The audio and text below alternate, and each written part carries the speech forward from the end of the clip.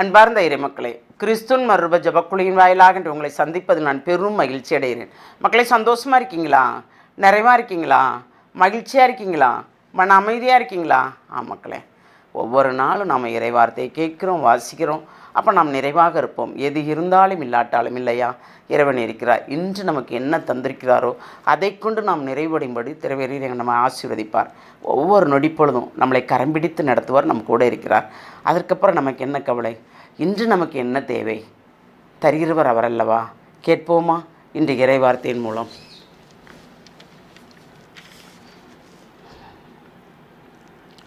நீதிமொழிகள் நூல் அதிகாரம் 9 இறை வார்த்தை 7-12 முடிய. இகழ்வாரை திருத்த முயல்வோர் அடைவது ஏளனமே, பொல்லாரை கண்டிப்போர் பெறுவது வசைமொழியே. இகழ்வாரை கடிந்து கொள்ளாதே, அவர்கள் உன்னை பகைப்பார்கள். ஞானிகளை நீ கடிந்து கொண்டால் அவர்கள் உன்னிடம் அன்பு கொள்வர். ஞானிகளுக்கு அறிவுரை கூறு, அவர்கள் ஞானம் வளரும். நேர்மையாளருக்கு கற்றுக்கொடு, அவர்கள் அறிவு பெருகும். ஆண்டவரிடம் கொள்ளும் அச்சமே ஞானத்தின் தொடக்கம். துயவராகி அவரை பற்றி உணர்வே மெய்யுணர்வு. என்னால் உன் வாழ்நாள்க்கு மிகும், உன் ஆயுள் காலம் நீடிக்கும். நீங்கள் ஞானிகளாயிருந்தால் அதனால் வரும் பயன் உங்களுக்கே உரியதாகும். நீங்கள் ஏளனம் செய்வோராயிருந்தால் அதனால் வரும் விளைவை நீங்களே துய்ப்பீர்கள். Praise the Lord. அதாவது, நாம் ஒருத்தர்கிட்ட பேசிகிட்டு இருக்கோம். என்ன சொல்கிறது, இன்றைக்கி நம்முடைய சங்கடங்களை கொண்டு போய், நமக்கு துயரங்களை கொண்டு போய் ஒருத்தர்கிட்ட பேசுவோம். ஆனால் பேச போவோம். நம்ம பேச போகும்போதே, பேசிகிட்டு இருக்கும்போதே அவங்க என்ன செய்வாங்க? பெருமைக்குரியவர்களால் நான் அதை எடுத்தேன், நான் இதை எடுத்தேன் அப்படின்ட்டு நம்மகிட்ட பெருமை பாராட்டுவார்கள். அப்போ நாம் பேசுகிறது அங்கே கேட்குமா? கேட்காது. நமக்கு அதில் பதில் கிடைக்குமா? கிடைக்காது. நம்மளை அவர்கள் ஆற்றுப்படுத்துவார்களா? ஆற்றுப்படுத்திக்க மாட்டார்கள். ஏனென்றால் அவர்கள் நிறைவுள்ளதை நம்மிடம் சொல்வார்கள், நாம் சொல்வதை அவர்கள் இகழ்வார்கள். அதுதான், இகழ்வாரை திருத்த முயல்வோர் அடைவது ஏளனமே, பொல்லாரை கண்டிப்போர் பெறுவது வசைமொழியே. தப்பு செய்கிறவங்கள நாம் கண்டிச்சோன்னா அவங்க நம்மளை திருப்பி பேசுவாங்க. இவங்க பெரிய இவங்க மாதிரி சொல்ல வந்துட்டாங்க. சொல்கிறாங்களா இல்லையா? உலகத்தில் நடக்கிறதா மக்களை நான் சொல்கிறேன். நம்ம உறவு முறையிலையோ வெளியிலையோ என்ன நடந்தாலும் இதுதான் நமக்கு நடக்குது இல்லையா? பெரிய ஒரு வசைமொழி கூறிடுவாங்க நம்மளுக்கு. அப்போ நாம் இகழ்வாரை கடிந்து கொள்ளாதே, அவர்கள் உன்னை பகைப்பார்கள். ஞானிகளை நீ கடிந்து கொண்டார், அவர்கள் உண்டம் அன்பு கொள்வார்கள். இப்போ அவங்க தப்பு செய்கிறாங்க, ஞானம் உள்ளவர்கள் ஒரு தப்பு செய்கிறாங்கன்னா, நீங்கள் செஞ்ச தப்புப்பா அப்படின்னு சொல்லி ஆணையோ பெண்ணையோ நம்மிடம் பழகினவர்களோ நம்ம உறவு முறைகளோ நம்ம பிள்ளைகளையோ சொல்லும்போது அவர்கள் திருந்தினார்கள் என்றால், நம்ம செஞ்ச தப்பு தான் உணர்ந்தால் கண்டிப்பாக அதில் ஒரு நிறைவு இருக்கும். நாம் சொன்னதை ஏற்றுக்கொள்ளாமல் நம்ம இகழ்ந்தார்கள் என்றால் அதில் நிறைவு இருக்குமா? அதில் பலனே இல்லை. அப்போ நாம் அவங்கள்ட்ட பேசுகிறதுல என்னது? ஒன்றுமே இல்லை இல்லையா? ஞானிகளுக்கு அறிவுரை கூறு, அவர்கள் ஞானம் வளரும். நேர்மையாளர்களுக்கு கற்றுக்கொடு, அவர்களது அறிவு பெருகும்.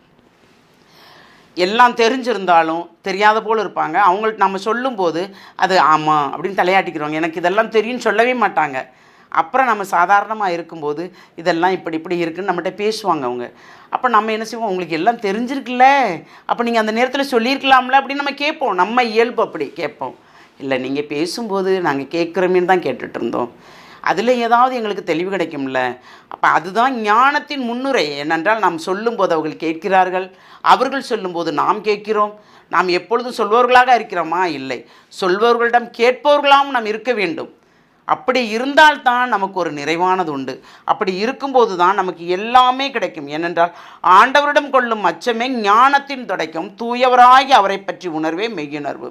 அப்போ தான் நம்ம ஆயுள் காலமும் நீடிக்குமா? ஏனென்றால் நம்ம ஆண்டவரோடு நடக்கிறோம்ல, அவர் நம்மளை வழிகாட்டுறார்ல, அவர் வழிகாட்டலைன்னா நம்மளால் இருக்க முடியுமா? இப்படி நாம் எண்ணும்போது எல்லாமே நமக்கு நிறைவாக இருக்குது. அப்படி நிறைவாக இருக்கும்போது தான் நாம் ஞானிகள் என்பதை நாமே சொல்லக்கூடாது, பிறர் சொல்ல வேண்டும்.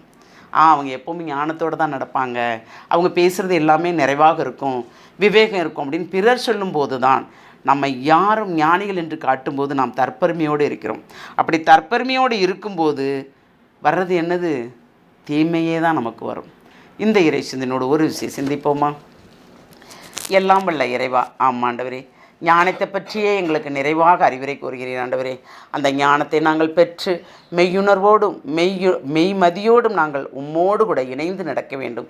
ஒவ்வொரு நாளும் கேட்டு கேட்டு அதிகாலை நீர் எங்களை தட்டும்போது, தட்டி எழுப்பும்போது, அந்த தட்டி எழுப்புதலுக்கு நாங்கள் ஆமாண்டவரே கூக்குரலுக்கு பேசும் ஆண்டவரே நாங்கள் கேட்கிறோம் என்று கேட்டு அதன்படி நாங்கள் வாழும்போது நிறைவாக இருக்கும் என்று நாங்கள் விசுவசிக்கிறோம்பா. எப்பொழுதும் எங்களுக்கு உம்மோடு கூட இணைந்து இருக்கின்ற அந்த நிறைவை தர வேண்டும் என்று உம்மை இறைஞ்சி மன்றாடுகிறோம் எங்கள் ஜெபம் கேட்கும் நல்ல பிதாவே. ஆமேன், ஆமேன், ஆமேன்.